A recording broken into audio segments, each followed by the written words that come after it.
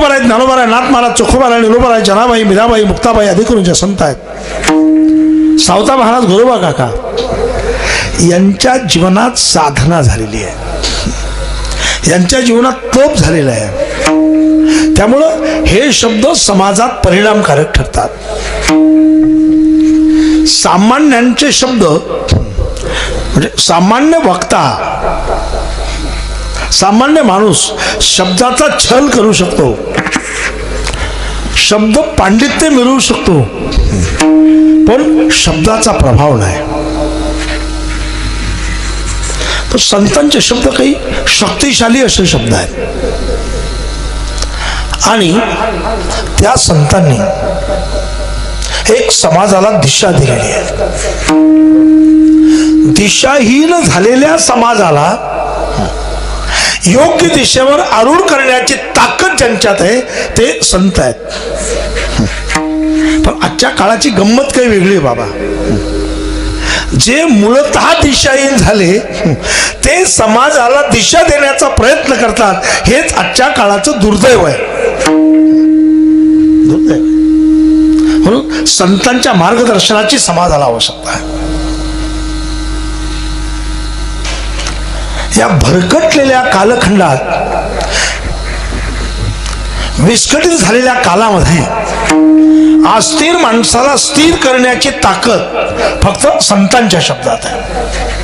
म्हणून संतांचं कीर्तन म्हणजे हे जे अभंग जे आहेत त्याचं चिंतन ऐकायचं आहे. रामायण, महाभारत, श्रीमद भगवद्गीता, संत वाङ्मय, गाथा, ज्ञानेश्वरी, भागवत हे शब्द आपल्या कानावर पडणं आवश्यक आहे आणि त्याचं श्रवण झालं की मनन होणं आवश्यक आहे. मननानंतर त्याचा निधिध्यास होणं महत्वाचं आहे. म्हणजे मग त्याची परिणती म्हणजे त्याची फलद्रुपता आपल्या जीवनात अनुभवायला मिळते. आणि संत मूलतःच मार्गदर्शनासाठी संत जगात आले.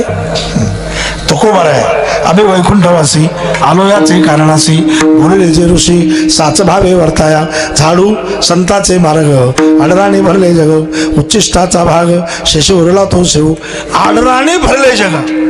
ही अवस्था आहे. माणसाचं धावणं सुरू आहे. सध्या माणसं पळतात नाही असं नाही, धावणं सुरू आहे. पण आपलं धावणं हे योग्य दिशेने सुरू आहे का याचा विचार करण्याची गरज आहे. जर धावण्याची दिशा चुकली तर योग्य स्थळापर्यंत पोहोचणं असंभव आहे. मग अशा वेळेला जीवनात मार्गदर्शनाची गरज आहे. बघा ना, जीवनात गुरुची गरज आहे, मार्गदर्शनाची गरज आहे. संत आपले गुरुच आहेत. असं म्हणतात, प्रवृत्ती निवृत्ती कार्या अवश्य पाहिजे आचार्या, आपमती भजता राया, अनेक अपाया माझे पडे. याच्यातून आपण फक्त एवढाच मुद्दा मी पुढे येतोय की मार्गदर्शनाची प्रत्येकाला गरज आहे. काय होऊ शकतं मार्गदर्शनाने संतांच्या? ज्याच्यासाठी जन्म मिळाला त्याची सफलता होऊ शकते, होऊ शकते नव्हे होतेच. जन्माचं सार्थक होतं, जन्म मरणाची परंपरा खंडित होते, आत्यंतिक दुःखाची निवृत्ती होते.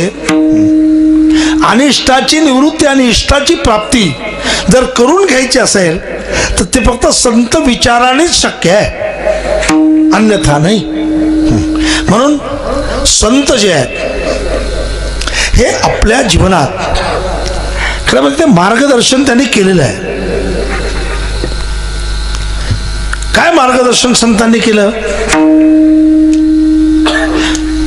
कोणत्या संतांनी मार्गदर्शन केलं, कधी मार्गदर्शन केलं आणि नेमकं त्यातला गर्भीचा अर्थ काय?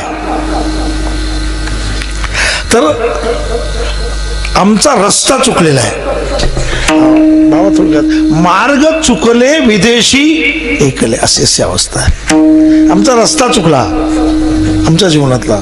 मग आता जर रस्ता चुकला असेल तर आम्हाला मार्ग सांगितला पाहिजे. पण निळोबर असं म्हणतात, संत जे आहेत हे या अगोदर रस्ता दाखवून गेलेले आहेत. हे अभंगाच्या पहिल्या चरणात गाऊन गेले आधी, मार्ग गाऊन गेले आधी,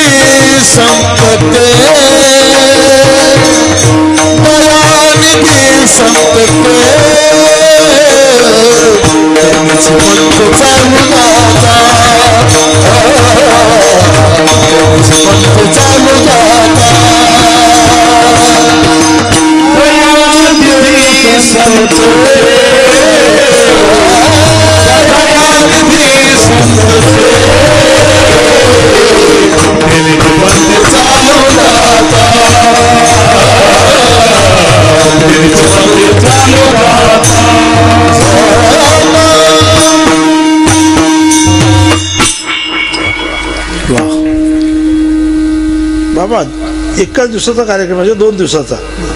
मला असं वाटायला लागलं आता बरेच दिवसापासून सुरू झाला काय 5 दिवसापासून. हा उत्कृष्ट वादक आहेत.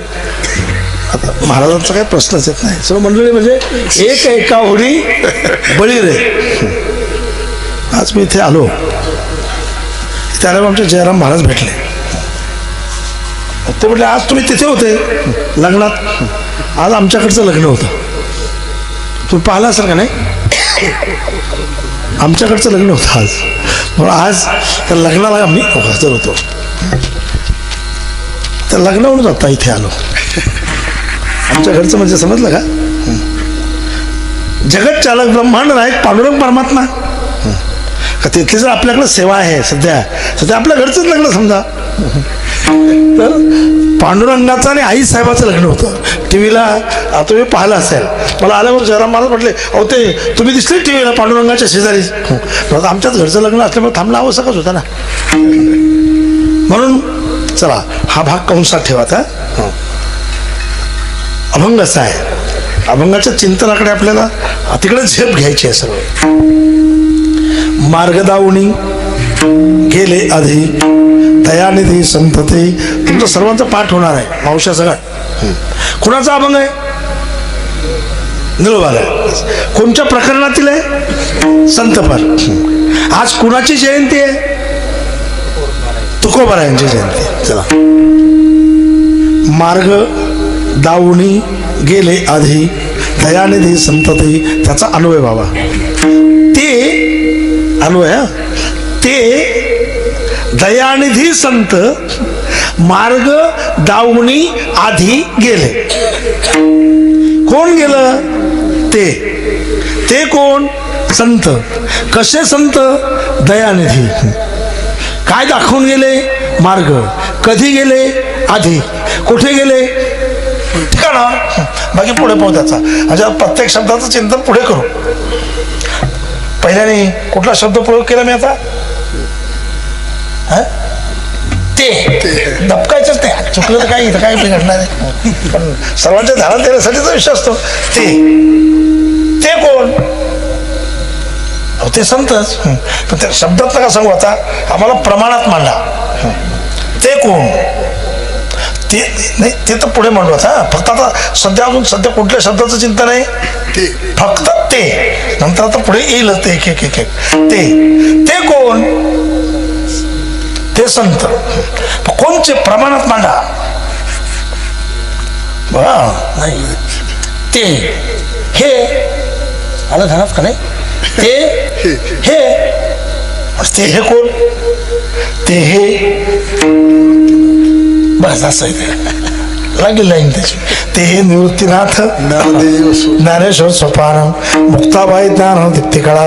ते निवृत्तीनाथ ज्ञानेश्वर सोपान ते कोणचे? हो हे निवृत्तीनाथ महाराज, ज्ञानेश्वर महाराज, सोपान काका, तुकाराम महाराज, नामदेव महाराज, पुंडलिक महाराज म्हणजे पुंडलिक राय हेच आहेत. सावता महाराज, गुरुबा काका ते हे असा त्याचा अर्थ आहे. जास्त चिंतन करायचं म्हणजे पुढे पुढे बघू आता. ते हे म्हणजे उद्या जर तुम्हाला कोणी विचारलं ते कोणचे तर हे लगेच चटकन नाही प्रमाण आठवलं तरी सांगताना पाहिजे. ते हे मग जर पुढच्या विचार ते हे कोणचे? निवृत्तीनाथ महाराज, ज्ञानेश्वर महाराज लगेच प्रमाण तुमचं दुसऱ्यात पाहिले की पाठच. ते हे निवृत्तीनाथ ज्ञानेश्वर सोपान ते हे कोण? संत. ते संत. संत संत कसे असतात मग हे त्याच्यावर चिंतन बघा. संत कोण संत आहेत? जे सतत चिंतन करत राहतात ते संत आहेत. थोडं जरा शंका निर्माण होऊ शकते. आम्ही सतत चिंतनच करतो. तुम्ही आम्ही काय करतो? सतत चिंतनच. पण कशाचं?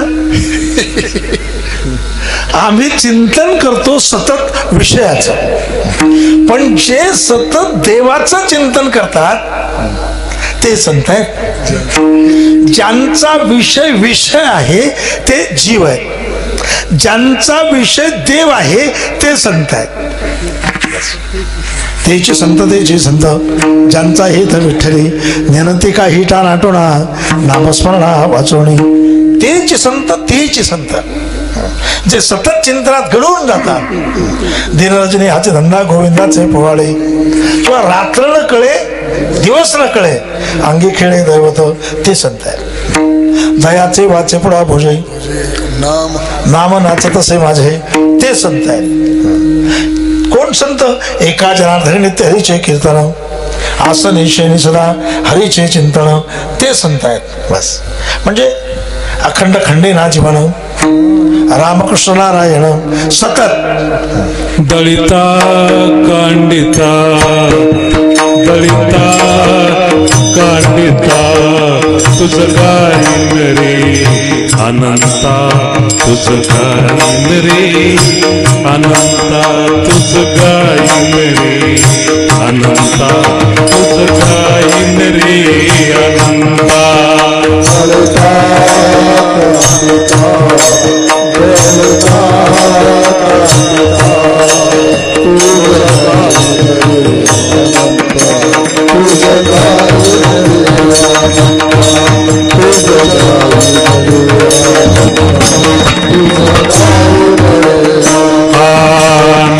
संदीक्षण भरी तुझे नाम का मुरारी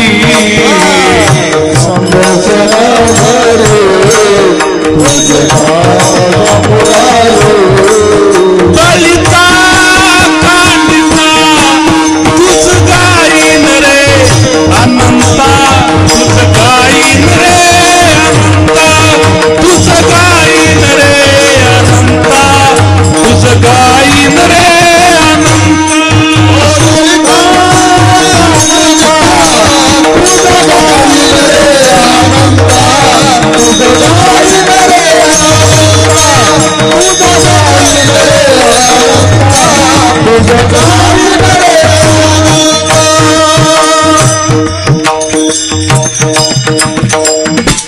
म्हणजे याचा अर्थ असा आहे सतत जळताना असो की काढताना. पण मला वाटतं आता हे साहेब हे तर काही राहिलं नाही आता कोणचं थांबला आता. काही काळाने कुठल्याही गोष्टी ह्या मागे पुढे होत जातात. पण मी सतत चिंतन करेल कुठल्याही कामात असा त्याचा सरळ अर्थ आहे. म्हणून असं जे सतत चिंतनात घडून गेलेले असतात ते संत आहेत. सततं कीर्तयन्तो माम म्हणजे सतत चिंतन सतत नामस्मरण. कृष्ण एकच ओळ म्हणतो सध्या कृष्ण विष्णू हरे गोविंद या नामाचे निखिल प्रबंध माझी आत्मचर्चा विशद उदंड गाती कृष्ण विष्णू हरे गोविंद सतत. म्हणजे असं जे चिंतन करत राहतात ते कोण आहेत? संत आहेत. बघा किती सोप्यात आहे. हा समजा उद्या सकाळी विचारलं कोण संत आहेत काय सांगाल? जे सतत देवाचं चिंतन करत राहतात ते संत आहेत. पहिले वाक्य मांडलं तुम्ही, जे चिंतन करतात ते संत, ते चालणार नाही. कारण विषयाचं चिंतन करत राहतात सर्व. पण या संतांचा विषयच देव झालेला असतो. विषय तो त्यांचा झाला नारायण, नावडे जनधन माता पिता, किंवा एक विषय तो सकाळांचा हरी, बस पुरे करतोय. म्हणजे एवढं सतत चिंतनात घडून गेले ते संत आहेत.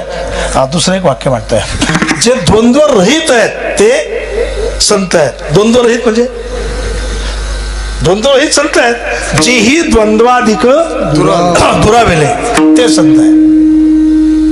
द्वंद्व कोणते? सुख दुःख, मान अपमान, हर्ष शोक, बरं वाईट, निंदा स्तुती आदी करून, हे द्वंद्व आहे. ज्यांना सुखदुःखाचा धक्का बसत नाही, ज्यांना मान अपमानाचा स्पर्शही होत नाही, ज्यांच्या मुखातून निंदा आणि स्तुती बाहेरही पडत नाही, कारण ते सारखंच आहे त्यांच्या जीवनात. एक होई बाबा, निंदा आणि स्तुती माने करून एक बांधते, विचारे प्राणवृत्ती जनीवनी, असं ज्यांचं जीवन आहे. किंवा निर्माण मोहाजित संग दोषा अध्यात्म नित्या विनिवृत्त कामः द्वंद्वैरी मुक्ता सुख दुःख संज्ञे गच्छन्ते मूढा पदम व्यंतात तरी जया पुरुषाचे गामन सांडून गेले मोहमान वर्षाती जशकाना आकाशाते निकवड्या निष्ठुरा उपगिजे विश्वेरा तेवी नागविते विकार हवे ठरवजे फळले केळे उन्मळे तैशी आत्माला भे प्रबळे त्याची क्रिया ढाळढाळ घडती आहे. आगी लागले या रुखे ते कोणी सैरा धावते पक्षी तैशी सांडली असे की विकल्पी. असे संत आहेत जे द्वंद्व रहित आहे ते संत आहेत. चला, ज्यांच्या जीवनात कुठली आसक्ती नाही ते संत आहेत. जे अनासक्त आहेत ते संत आहेत. जे आसक्त आहेत ते जीव आहेत. किती सोपं वाक्य आहे. असक्तरण विश्वंग पुत्रदार आदर्शो नित्यांच समचित्तत्व मिष्टानिष्टोपत्तिषु तरी जोया देहावरी उदास ऐशयापरी पुष्ता जैसा विडारे बैसला आहे का वृक्षाचे झवले वाटे जाता मिळली घरावरी ते तुली असतानाही. असं ज्यांचं जीवन आहे ते संत आहे. बस पुरे करतो. कारण कसं आहे, आपल्याला मर्यादित वेळेत थांबायचं आहे. मर्यादित वेळ कोणची आहे ते नंतर सांगतो. मर्यादित वेळेत थांबायचं म्हणून ते काय शब्द वापरला आता, ते कोण संत. आता जे मांडलं चिंतन आहे ते संत. आम्हाला सांगा, ते संत आहे बरोबर आहे.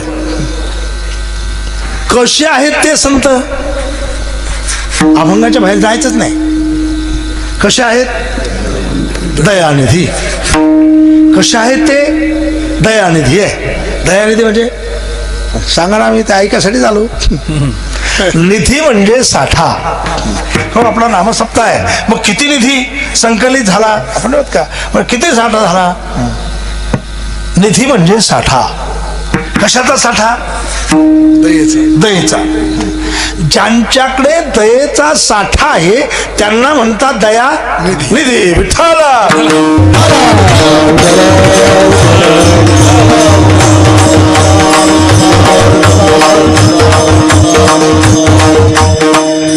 दया निधी. दया काय आहे त्यांच्याकडे? दया. दयेचा काय आहे? साठा. दया आहे त्यांच्याकडे. मग संताकडे दया आहे. मग कशी दया आहे त्यांच्याकडे? हो, त्यांची दया काही औरच आहे.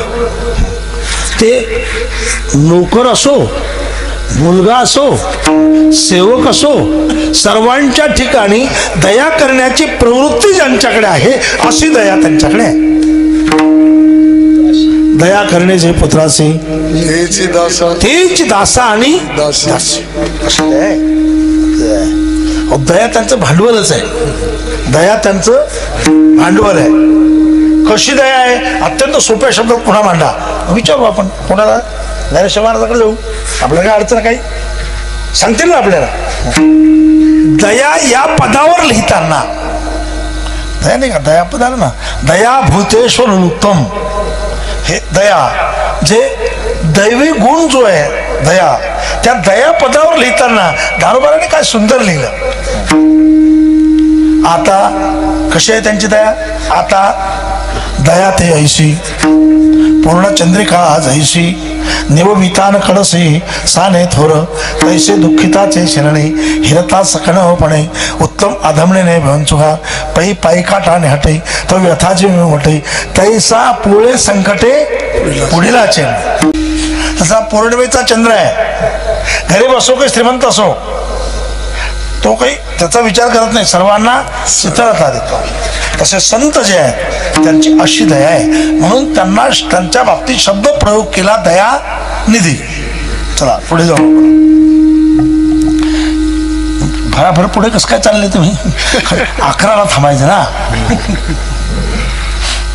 कारण कसा रात्रंदिवस प्रवासच आहे. रात्री तर गंमत अशी झाली, एक कीर्तन करून आलो बाबा, आणि कीर्तन करून येता येता रस्त्याने लागलो, मला वाटतं आष्टी लागली इकडे अशी जाताना. परतूर आष्टीच्या पुढे गेलं तर कुठल्या तरी एका पुलाचं काय काम चालू होतं समजलं नाही. आणि गाडी कोणत्या रस्त्याने लागली हे काय कळलं नाही. लागली पाटाच्या, तुम्हाला आठवत असेल, एका पाटाच्या काठानं एका ठिकाणी असा मोठा खड्डा, इकडे आणली इकडे चालवली तर खड्ड्यात जाते, इकडे चालवली पाटात जाते, मागे सरकता येणार पुढे जाता येणार. अशी स्थिती रात्री 2-2:30 वाजताची. असा सारखा प्रवास, पुन्हा आपल्या पंढरीला जाणं आवश्यकच होतं, तो प्रवास. आमचा काय प्रवास हे नाही सांगत, आभंग सांगायचा, बाकीचा शिल्लक बोलू नका. माझे शब्द मागे घेतो आणि पुढे जातो. मागे घेतल्याशिवाय पुढे जातात नाही, शब्द मागे घेतल्याशिवाय पुढे जातात. ते दयानिधी संत इथपर्यंत तर मला वाटतं डोक्यात आलं असेल, लक्षात आलं असेल. ते दयानिधी संत काय दाखवून गेले? मार्ग म्हणजे रस्ता, मार्ग म्हणजे वाट, मार्ग म्हणजे पंथ. अहो त्या पंथाने जा, अहो त्या रस्त्याने जा, त्या वाटेने जा, त्या मार्गाने जा, एक अर्थवाची शब्द आहे मार्ग. काय करून गेले?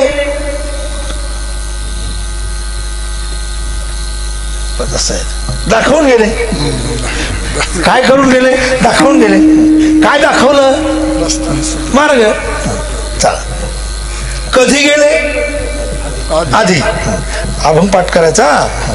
कधी गेले? आधी. कोण गेलं? संत. कसे संत? दयानिधी. चला, आधी गेले. आधी म्हणजे कधी? मग कशाला डोकं बेजार होता आपण जन्माला यायच्या आधी बाकीचा काय विषय करतात. हे सर्व संस्थेचे आहेत, हे आपल्या अगोदर आले, आधी अगोदरच गेले, आधी दाखवलं नसता आणि योग्य रस्त्याने गेले. वेद मार्गे मुली गेले, त्याची मार्गे चालेलो न कळेच विषयांना म्हणू गड बोलेलो. बस अगोदर गेले. कधी गेले महाराज? कधी? आधी. कुठे गेले? काय माहित आता, गेले शब्द आला. पुढे गेले ते नेमकं कुठे गेले? समजा वैकुंठ वाटा संत गेले.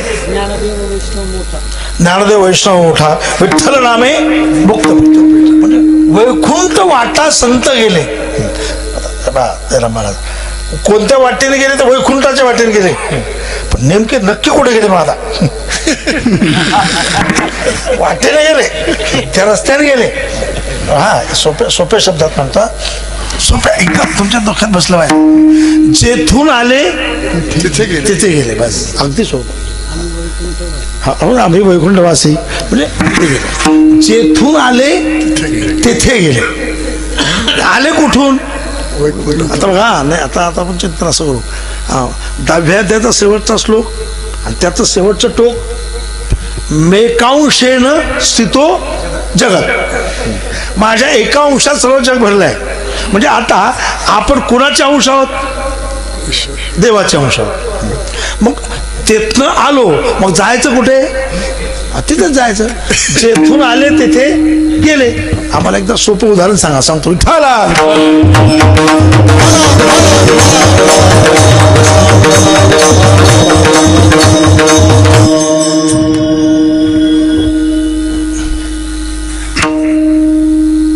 पाऊस आला, पाण्याचे थेंब आले. कुठून?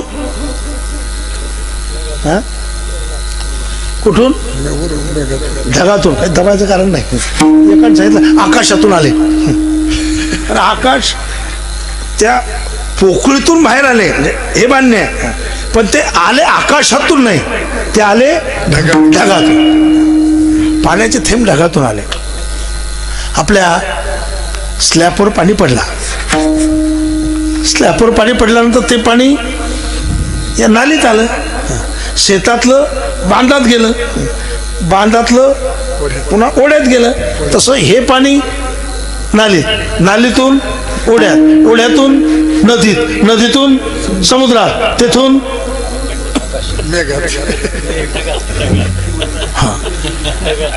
असं आहे. तेथून आलं तिथे गेलं, बाष्पीभवन झालं त्याचं. तिथून आलं तिथे गेलं. आमचं हे जिथून आलं तिथे गेलं, मग आपण दुसरीकडे जायचं का? म्हणून संत गेले, कुठे गेले एवढ्यासाठी सांगितलं. जर उद्या कोणी विचारलं कुठे गेले, अहो स्वस्थानावर पोहोचले, परमसिद्धीपर्यंत गेले. जेथनं परत यायचं काम नाही तिथे गेले.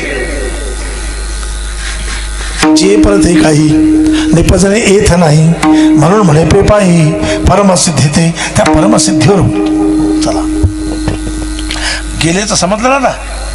गेले कधी? आता पाठ झालं शरण. आता आता आता पूर्ण म्हणून दाखवतो. मार्ग दावुनी, दावुनी म्हणजे दाखवणे. मार्ग दावुनी गेले आधी. दयानिधी संत ते, म्हणून ते दयानिधी संत मार्ग दाखवून आधी गेले. विठ्ठला.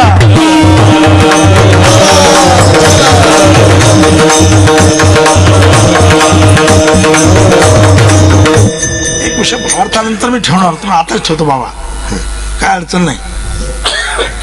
कधी एखाद्या वेळ संपून गेला तर ते तसंच राहील. ते आता सांग. मार्ग, मार्ग या शब्दाचं चिंतन आपल्या पुढे ठेवतो.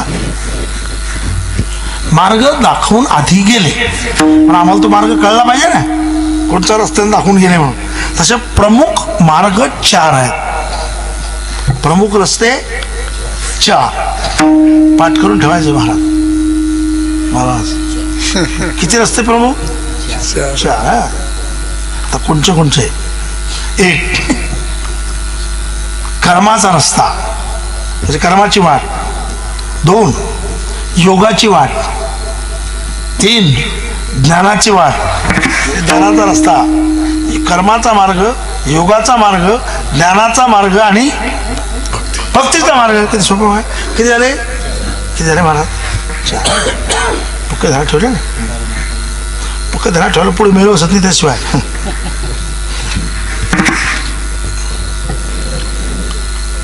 4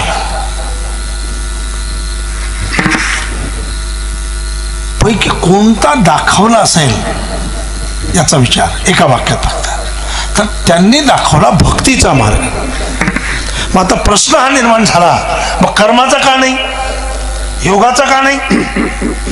होते अवघड आहे. ते तुकाराम महाराजांचं प्रमाणच आहे. कर्माचा मार्ग म्हणजे सूक्ष्म, योगाचा मार्ग म्हणजे दुस्तर.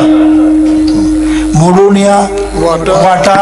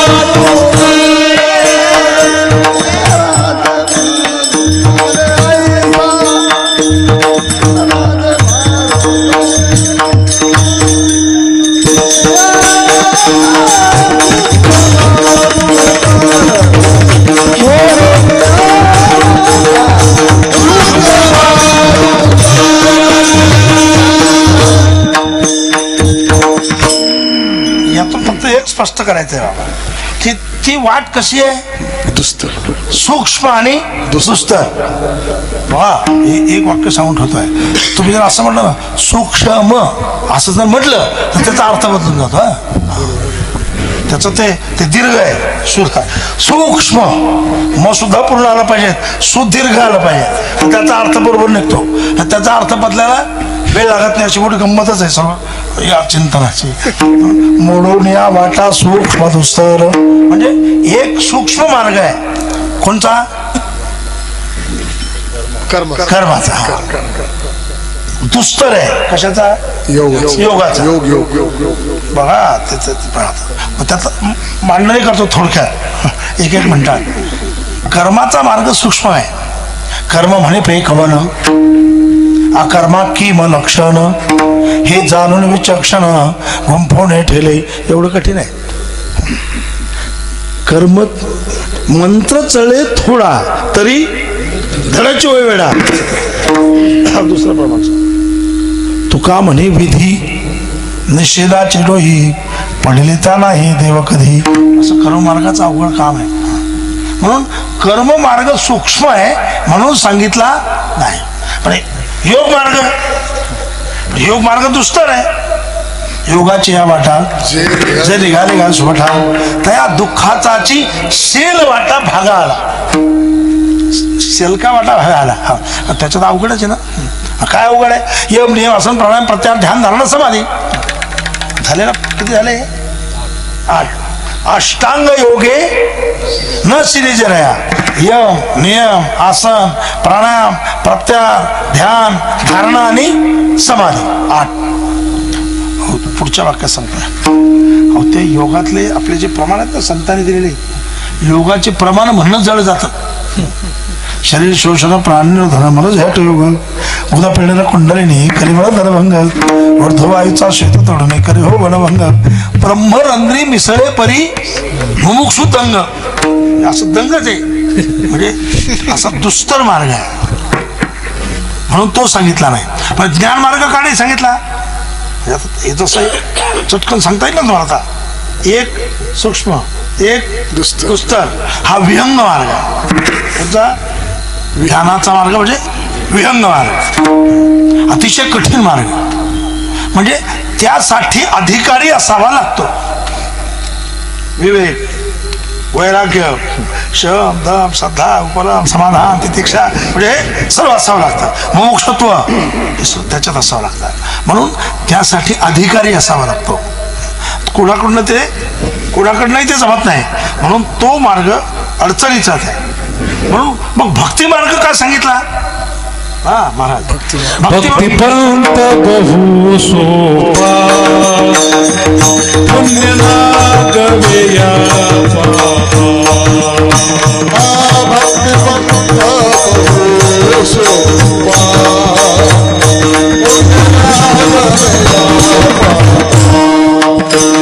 आये निजाने के पास, ये निजाने के पास, ये कुंडा दी भक्ति पंथ बहु सोपा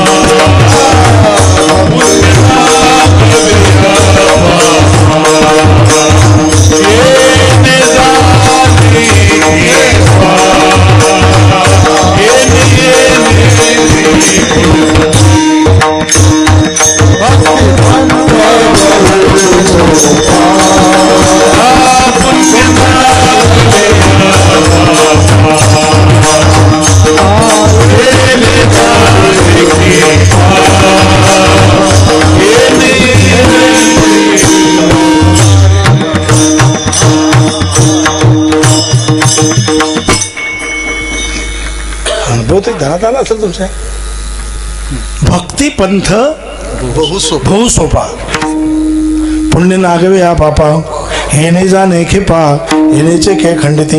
येणे जाणे खेपा येणेचे के खंडिते. येणेची एके येणे जाणे खेपा खंडिते येणेचे एके. कोणता भक्तिपंथ बहु सोपा पुढे राघवे हा पापा येणे जाणे किपा येण्याची के खंडिते म्हणून भक्तिपंथ जो आहे हा सोपा आहे. जन्म मरणाची परंपरा खंडित करण्याची ताकद भक्तिपंथात आहे, बाकी पुढे. म्हणून मार्ग दावणी गेले आधी दयानिधी संतते. आता मला एक सांगा, हे पहिलं चरण झालं ना, आता कुणाच्या लक्षात नाही आलं हे सांगा. समजलं ना हे चरण? काय अडचण आहे? घासून घासून काही उपयोग नाही ना मला. म्हणून महाराज असं आहे, कळलं पाहिजे हा त्याचा अर्थ आहे. हे काही प्रतिष्ठा मिळवण्यासाठी कीर्तन नाही, काय वक्तृत्व आहे त्याच्यासाठी नाही, हा काय प्रचंड समाज आहे तेवढ्यासाठीच नाही. म्हणजे तुकोबा ज्ञानोबारांचे जे शब्द आहेत त्या शब्दाचं संतांचं काय मनोगत आहे ते मनोगत श्रोत्यापर्यंत पोहोचलं पाहिजे, हे महत्वाचं आहे. बस. मार्ग दावून गेले आधी दयानिधी संतते. ओ निळोबार आहे.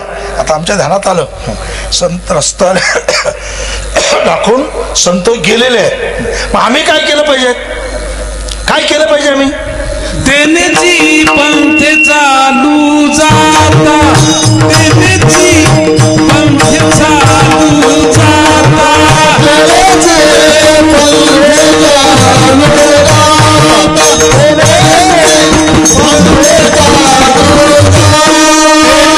तेनेची पंथ चालू जाता, तेनेची पंथ चालू जाता.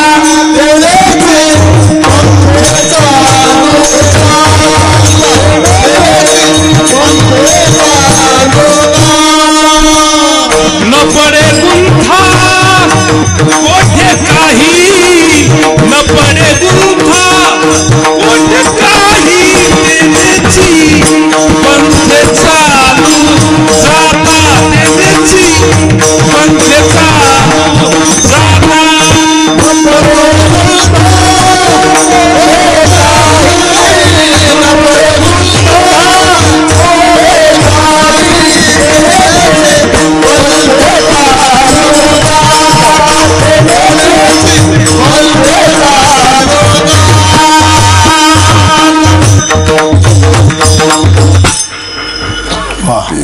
आपल्या संस्थेचे विद्यार्थी आहे, चांगलं वाजवत हो ना. वाटतं असे अनेक असतील ना, तुमच्यापेक्षाही बरेच भारी आहे बरं का. काही नाही, हे भारीच आहे ना. असं कसं काय? हे भारीच आहे. आपण पहिल्याच वाक्यात सांगितलं हे भारीच पखवाजे आहे. पण संस्थेतून सुटलेले जे पखवाजे आहे हे एक एका होणी बळे. आनंदीत मी पाहतो आहे एक आहे. अशा ज्या संस्था चालतात समाजामध्ये, या संस्थेला समाजाने चांगला सहयोग देणं हे समाजाचं कर्तव्य आहे, हे सुद्धा डोक्यात ठेवा. नाही तर चाललं वा वा काय चांगलं आहे, काय चांगलं होऊन राहिलं अशा नाही जमणार. फक्त शब्दात नाही जमणार, ते त्या संस्थेला सहयोग देण्याची कृती जीवनात झाली पाहिजेत, हे महत्वाचं आहे. चला पुढे. तेनेची कोणत्या क्रमांकाचं चरण आहे? दुसऱ्या. अभंग किती चरणात आहे? 4. दुसऱ्या काय? तेनेची पंथ सुरू झालं ना. तेनेची पंथे चालू जाता म्हणजे त्याच रस्त्याने, मार्ग आणि पंथ एकार्थवाची शब्द आहेत. त्याच तेनेची म्हणजे त्याच चकारात्मक शब्द वापरला.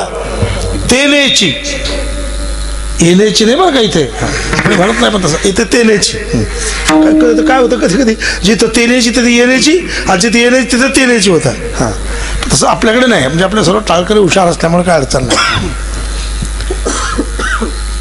तेनेची म्हणजे संत ज्या रस्त्याने गेले त्याच तेनेची.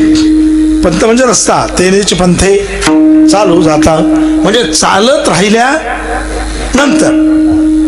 राहिल्यानंतर काय होईल? निळोबार आहे. न पडे गुंता कोठे काही. त्याचा अनुभव काय बघा. कोठे काही गुंता न पडे. आता सहज विचारतो, कोठे काही गुंता का न पडे? उत्तर बसाला हेच उत्तर. येण्याची पंथे चालू जाता त्याच रस्त्याने गेले काहीच पडणार नाही. आम्हाला ते लक्षात नाही आलं आमच्या पुढचं काय. तर तेरेची पंथे लक्षात आलं आमच्या, पण न पडे गुंता कोठे काही. कोठे म्हणजे कोणत्याही स्थानावर, काही म्हणजे कसल्याही प्रकारचा, गुंता म्हणजे प्रतिबंध निर्माण होणार नाही. असा हा रस्ता आहे. भक्तीचा रस्ता असा आहे, बाकीचे रस्ते असे नाहीत. हा राजमार्ग आहे. चला असं म्हटल्यापेक्षा मी प्रमाणाने आपल्या पुढे ठेवतोय की बाकीचे रस्ते जे आहेत त्यात अडचणी निर्माण होतात, प्रतिबंध निर्माण होतात. कसे निर्माण होतात? एकाच अभंगात सांगितलं सर्व महाराज. एकाच अभंगात शोधू आपण अभंग. नाना साधनाच्या केल्या घडबडा, परित्यान पोहतो याच्या दारवंटा. जाणू जाता जाणीव घाली आडफाटा, योगाभ्यासे सिद्धी रोहिता ते वाटाव. प्रतिबंध यज्ञ यागे स्वर्गभोग आढळते, करिता तपे कामक्रोध खवळते. नित्य ज्ञाने अभिमान वाढते, करिता तीर्थाटने अहंकाराचे प्राप्ती हो. जपता मंत्र विजय चळची घाली घाला, करिता दान धर्म पुढे भोगवतो फळा. सोहळे मिरविता विधिनिषेध आगळा, आता हेच धनेवरी द्या हो याला हो. बस महाराज सर्व मार्ग सांगितले आता. म्हणजे कसे प्रतिबंध आहे यातून आपल्या पुढे सिद्ध झालं. मग काय केलं पाहिजे? कशाला पाहता बाकीचे मार्ग. महाराज तसं म्हणतात, गुरुबा महाराज म्हणतात हो असे अनेक मार्ग पाहिले, पण ते काही फलद्रुपतेपर्यंत पोहोचले नाही, त्याची प्रतीती जीवनात आली नाही. हा भक्तीचाच मार्ग महत्वाचा आहे. बघा कसं सुंदर मांडलंय. आईसे शोधिले मार्ग नाना परी. किती मार्ग शोधले? नाना परी. अरे पुष्कळ मार्ग शोधलाय. आईसे म्हणजे आता सांगितले असे, आईसे शोधिले मार्ग नाना परी, नाही येते प्रतीती मग सांडेली दुरी. आता गाऊन गीती नाचू हा मुरारी. अहो गाऊने गीती नाचू हा मुरारी, हा भक्तीचा मार्ग आहे. असं रामकृष्ण गीत हे गात, टाळ चिपळ्या वाजवित, छंदे आपुल्या नाचत, निजे घेऊन फिरत का, हा भक्तीचा मार्ग आहे. काय अजब आहे, भक्तीचा मार्ग आहे. धन्य जगी तुझी एक हरिरंगी नाचे, हा भक्तीचा मार्ग. सोपेवर नामा सांगितले सोपेवर नामा भागुसने शांती.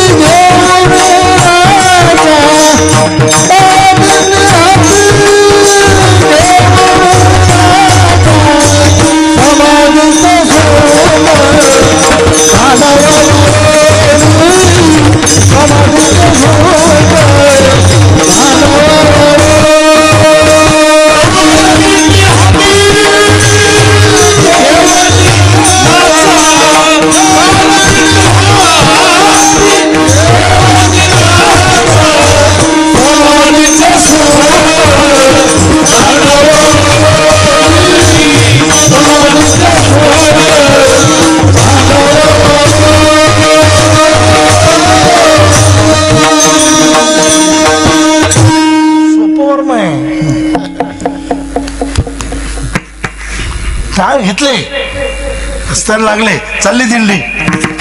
उठा जागेवर रे आता, स्मरण करा पंढरीनाथा, पावे चरण ठेवा माथा, चुकवे त्या चरण. आता दिंड्या भेटल्या आज मला. कुठे चालल्या? पंढरपूर. आपल्या 4 वाऱ्या असतात ना, मुख्य वारी म्हणजे मोठी वारी आषाढी, जवळजवळ 15 ते 18 लाख. दुसरी वारी कार्तिकी, जवळजवळ 10 ते 11 लाख लोक, 8 ते 11च्या दरम्यान. तिसरी वारी माघवारी, जवळजवळ 4 लाख लोक, त्या कोरोनामुळे कमी झाले, 4 लाख लोक. चैत्रवारी जवळजवळ 4 लाखाच्या दरम्यान लोक. अशा आपल्या या प्रमुख वाऱ्यात 4 आहे. 4ही वेळेला सरासरी आपण त्याच्यात असल्यामुळे मला अंदाज असा अंदाज आतापर्यंत लागला आहे. आता यावेळेला सुद्धा आपल्याला परवानगी मिळाली. कुठली? माघवारीची. कार्तिकीची सुद्धा मिळाली होती. म्हणजे कोरोनाच्या कालखंडात यात्रेला परवानगी मिळवण्याच्या संदर्भात पहिल्याने आपण परवानगी घेतली पूर्ण महाराष्ट्रात. सरकारला सांगितलं ते म्हणजे तुम्ही ठरवा, म्हणून आम्ही वारीला तयार आहे. हिंमत धरल्याशिवाय तर काही होतच नाही. आता पुन्हा आपण त्याला परवानगी मागितली, त्याने होकार दिला.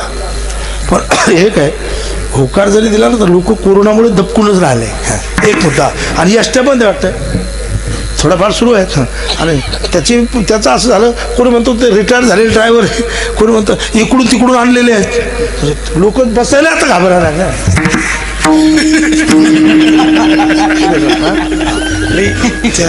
त्या विषयावर मी काही बाकीचं बोलणार नाही, कारण तो माझ्या इथला विषय माझा तो नाही सध्या. प्रत्येकाची काळजी करावी एवढं मी म्हणेल. प्रत्येकाची काळजी करावी आणि ज्याची काळजी करायची त्यांनी सुद्धा ध्यानात ठेवावं, हाही महत्वाचा भाग आहे. असा भाग आहे. चला मग आता दिंड्या रस्त्याला भेटल्या म्हणजे दिंडीतलं सोपं वर्म आहे. नाचत जाऊ त्याच्या गावारे खेळिया सुख देईल विसावा. हा भक्ती मार्गातून मिळणारा विसावा आहे, भक्ती मार्गातून मिळणारं खरं सुख आहे. हा म्हणून कोठे काही गुंता न पडे, कोणत्याही स्थानावर कसल्याही प्रकारची अडचण निर्माण होणार नाही. बाकीच्या रस्त्यामध्ये विकार निर्माण होतात, या रस्त्यात विकार संपतात. अजब आहे. एक वाक्य मी मागे तुम्हाला सांगितलं असेल, भक्ती मार्गाचं प्रभू चिंतनाचा हा प्रभाव आहे. मागे तुम्हाला सांगितलं असेल, आठवलं तर बघा, या मार्गातून विकार संपतात. कसं काय संपतात? भक्तीच्या वाटेला जर आपण लागलो ना तर विकार हृदयात राहतच नाही, हळूहळू संपत जातात. ते एक वाक्य जयराम महाराज मी नेहमी सांगत गेलो. कुठलं वाक्य महाराज? महाराज कुठलं? की एखाद्या माणसाच्या, एखाद्याच्या हृदयात, एखाद्याच्या अंतःकरणात जर विपरीत भावना निर्माण झाली, विपरीत भावना म्हटल्यापेक्षा एक विकृत विचार निर्माण झाला, एक विकार निर्माण झाला, अशा वेळेला काय पर्याय? एकच पर्याय. समजा असा माणूस चालताच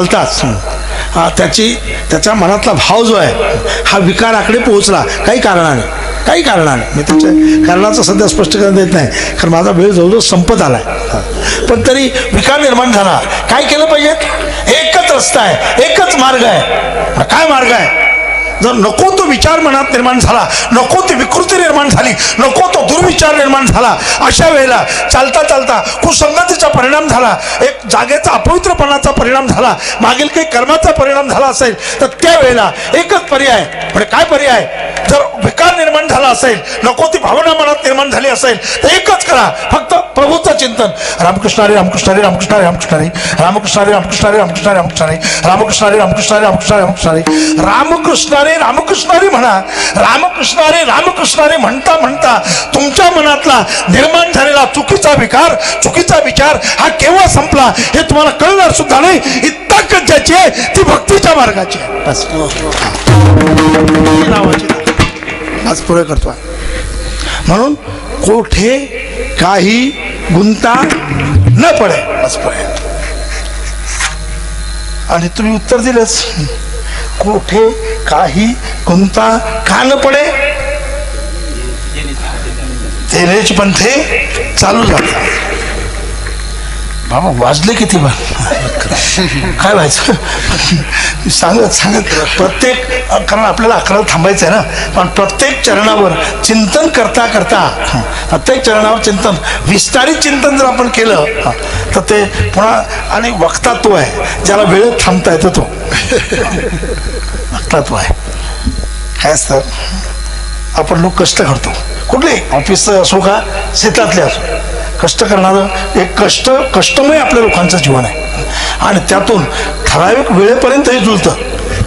खरं तर बाबा असं आहे, माझ्या महाराष्ट्रभर पाहण्यामध्ये एक बाब लक्षात आली, 7 ते 9च्या कीर्तनाला लोक जास्त राहतात. पूर्ण राज्यात मी पाहतो 7 ते 9 लोक काय करतात, दिवसभराचे कामं संपले ना लगेच कीर्तनाला येतात आणि जेवढे कीर्तनाला आले तितक्यांना जागेवर भत्ता. एका तासातच नव्हत होती, एका तासात. जसं लग्नाच्या पंक्ती कशा लोक होतात का, जाहीर करणं सुरू असतं. पाहुणे मंडळीने जेवण करून घ्यावं, पाहुणे मंडळीने जेवण, पाहुणे काही जेवायला बसत नाही, पाहुणे तिकडे जातात. अर्धे म्हणजे काही आरोप करत नाही, पण असं होतं, जेवायला बसा जेवायला बसा, काय आठवत नाही. आणि तुम्हाला एक पंग सांगतो मी, किती झटकन होते. ते रक्षा विसर्जन असतं बाबा इकडे, रक्षा विसर्जन म्हणजे सावडण्याचा कार्यक्रम. राग सावडणे. तर त्या राग सावडण्याचा कार्यक्रम लक्षात घ्या.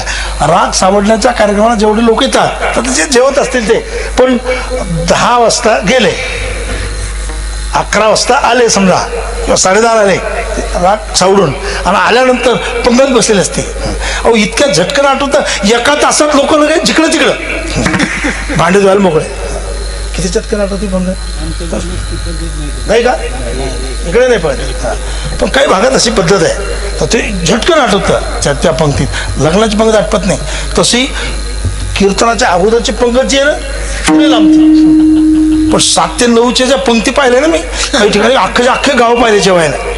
पण कीर्तन झालं माझं 9ला, जय विठ्ठल झालं, मग लोकांनी पंक्ती बसायला सुरुवात झाली. आणि माझं जेवण होत नाही, 10:15 वाजले, 10:30. का म्हटलं किती लोक जेवायचे राहिले, ते मी झाले सर्व. मला किती लोक जेवले, ते 4000. अजबच म्हणून इतकं झटकन. अरे लोक आले रे वाव, शेतातून आले ना, ते काय माहिती का, आता घरी काही करायचंच नाही ना आपल्याला, पाय धुतले की मंडपात, मंडपातून उठले की जेवण केलं घरी, काही अडचण नाही राहिली. आणि आपल्याकडं पंक्तीला भारी असतात, पंक्ती मोठ्या भरपूर. पंक्तीला किती 2000, कीर्तनाला किती 50. तरी पंक्ती घालली असं माझं म्हणणं नाही, पण तरी असा जर विचार झाला तर अतिशय चांगलं होईल असं मला वाटतं. चला अहो या संतांनी त्या रस्त्याने गेलं तर अडचण येत नाही, पण या संतांनी काय केलं माहिती का, अनेक प्रकारचे जे चुकीचे मतं होते ते मतं मोडून टाकले आणि योग्य सिद्धांत जो आहे हा साधकाच्या हातावर दिला. मतं होते म्हणजे मतं कसे होते, प्रभू स्वरूपाच्या संदर्भात, परमात्मा स्वरूपाच्या संदर्भात ज्याला जेवढं ज्ञान झालं तेवढं त्याने जगापुढे ठेवण्याचा प्रयत्न केला. आणि त्यांनी सांगितलं मी सांगतो हेच खरं आहे. सध्या असंच आहे, प्रत्येक जण सांगतो ना मी सांगतो हेच खरं आहे, तुम्ही बोलला का, सध्या कोणीच कोणाला बोल देत नाही. दुसरं तुम्ही बोलत का, मी सांगतो हेच खरं आहे, तो म्हणतो नाही तुम्ही नाही, मी सांगतो हे खरं आहे. सध्या असं संत जे आहेत त्यांनी काय केलं, असे चुकीचे मत आले शास्त्रकारांचे, ते सर्व मोडून टाकले आणि एक सिद्धांत साधकाच्या हातावर दिला. त्या भंगाच्या 3ऱ्या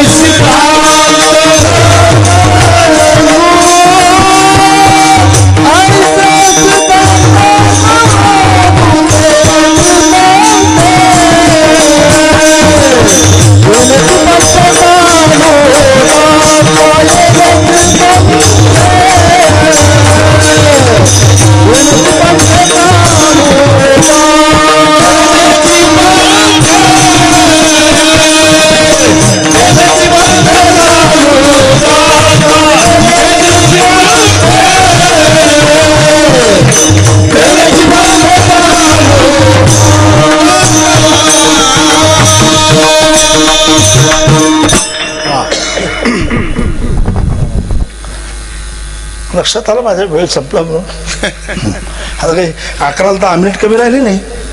11 पुढे पुढे ना. हा मी नाही जात पुढे, तुम्ही काळजी करू नका. अगदी 2-2 मिनिटात याचा अर्थ मांडणार आहे. मोडोनिया ना नामते ते सिद्धांत असो असे चुकीचे जे मतं आहेत ते त्यांनी मोडून टाकले. मतं म्हणजे काय? जे अनेक असतात त्याला मतं म्हणतात. जे चुकीचे असू शकतात त्यांना मतं म्हणतात. जो एक असतो त्याला सिद्धांत म्हणतात. जो अचूक असतो त्याला सिद्धांत म्हणतात. विठ्ठल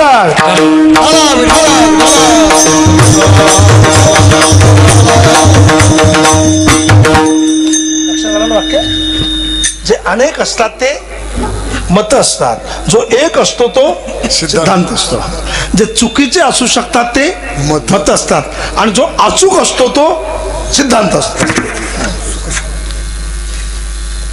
मग मोडून या नाना मते देती म्हणजे असे चुकीचे मत मोडून एक अद्वैतात्मक सिद्धांत जो आहे हा साधकाच्या हातावर देतात. साधकाच्या हातावर देतात आणि असं जे असा अद्वैतात्मक सिद्धांत देतात, जे मत मोडून टाकतात, असे जे आहेत ते कसे आहेत निर्माण आहे. निरामने त्याची ऐसे संत ऐसे संत निरामने ऐसे संत निरामने ऐसे संत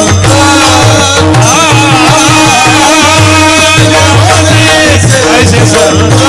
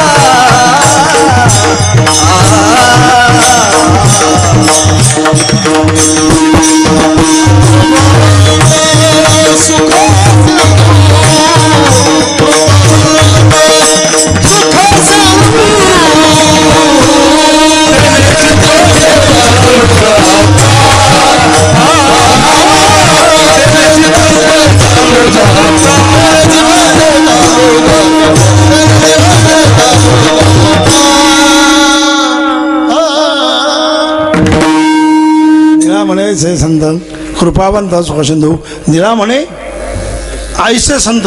ऐसे कैसे? कृपावंत सुखसिंधू ऐसे संत. जे कृपावंत आहेत एकेकाच प्रमाण सांगणार आहे. आता तुम्ही कृपावंत साधू संतांची पुरे एकच प्रमाण. संत हे कृपावंत आहेत आणि सुखसिंधू आहेत. सुखाचे ते सिंधू आहे म्हणजे सागर आहे.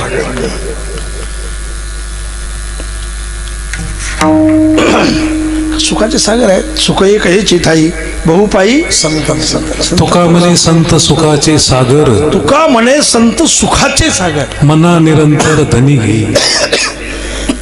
मना निरंतर धनी घे, संत सुखाचे सागर आहेत. म्हणून शब्दप्रयोग काय केला? सुख सिंधू. बस पुढे निरा म्हणायचे संत कृपावंत सुख सिंधू, तेनेच पंथे चालू जाता, न पडे गुंता कोठे काही. एकच वाक्य सांगतोय. 3 विशेषणांनी जे युक्त आहेत ते संत रस्ता दाखवून आधी गेले. किती विशेषणांनी? 3. सांगा कोणचे कोणचे? 1 काय? दयानिधी. 2 कृपावंत. 3 म्हणजे सिंधू जरी म्हटलं ना तरी मार्क मिळून गेले, कारण सांगण्याचा मचितार्थ योग्य होता असा त्याचा अर्थ आहे. थोडं चुकलं पुढे पण मचितार्थ म्हणजे काही ना काही मार्क द्यावा. दयानिधी, कृपावंत आणि सुखसिंधू या 3 विशेषणांनी जे युक्त आहेत ते संत रस्ता दाखवून आधी गेले. त्या रस्त्याने जर आपण चालत गेलो तर कोणत्याही स्थानी कसल्याही प्रकारची अडचण निर्माण होणार नाही. त्या संतांनी जे चुकीचे मतं आहेत ते मोडून टाकलेले आहेत आणि एक अद्वैतात्मक सिद्धांत जो आहे तो साधकाच्या हातावर दिलेला आहे. म्हणून त्याच रस्त्याने चला.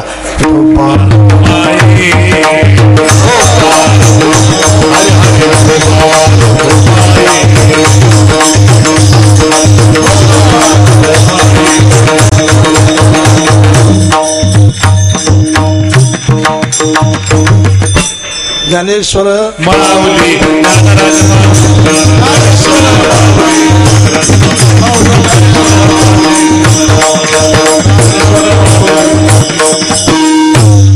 करणे संते नोहे अंगभूत युक्ती. झालेली सेवा जगद्गुरु तुकोबारांच्या चरणावर समर्पित या ठिकाणी करतोय. आणि उद्या सकाळी माय मावल्या आलेल्याच आहेत बऱ्याच, पुरुष वर्गही आहे, पण त्यांनी आता कसा हा नवीन आजच कार्यक्रम सुरू झाला. मला वाटतं बाबा पत्रिका वगैरे नसते. पत्रिका नाही, अगोदरची काही माहिती नाही. अगदी वेळेवर या कार्यक्रमाची रचना अशा प्रकारची निर्माण केली. म्हणून या कार्यक्रमाला सहयोग द्यावा एक भाग. आणि उद्या सकाळी अनेकांना तुम्ही सूचना द्या, माहिती द्या. अहो काय आनंद आहे, काय मजा आहे, आनंदाचा एकदम. म्हणून या आनंदामध्ये सहभागी व्हायला चला. म्हणून जास्तीत जास्त संख्येने उद्या सकाळी कीर्तनाला उपस्थित राहावं. उद्या किती वाजता आहे बाबा? 10 ते बाबांचंच कीर्तन आहे. हां, उद्या सकाळी 10 ते 12 आदरणीय हरिभक्तपरायण आमचे अत्यंत श्रद्धास्थान म्हटलं तरी चालेल, अतिशय म्हणजे अतिशय एक वेगळं व्यक्तिमत्व म्हणून आदरणीय पूज्य नामदेव महाराज यांचं उद्या सकाळी 10 ते 12 या वेळेत या ठिकाणी सेवा होणार आहे. तर सर्वांनी जास्तीत जास्त संख्येने त्या कार्यक्रमाला उपस्थित राहावं असे एक नम्र विनंती तुमच्या पुढे करतोय. आणि बाकी संयोजकाला काय सांगितलं असं तो नंतरचा भाग, पण एवढं मला असं वाटलं आपणच सांगून द्यावं. आणि दुसरी एक अट, जगतचालक ब्रह्मांड नायक पांडुरंग परमात्मा सुद्धा सध्या आता मुखदर्शनच हे पायाचं नाही. म्हणून सर्वांना नम्र विनंती आहे की कीर्तनकाराच्या पायाला स्पर्श करण्याचा कोणी प्रयत्न करू नये. म्हणजे दूरदर्शन आपापल्या जागेवरून हात जोडायचे. आपलं इथं ऐकणं संपलं, काही सूचना संपल्या की आपल्या जागेवरून प्रस्थान करायचं. विठ्ठल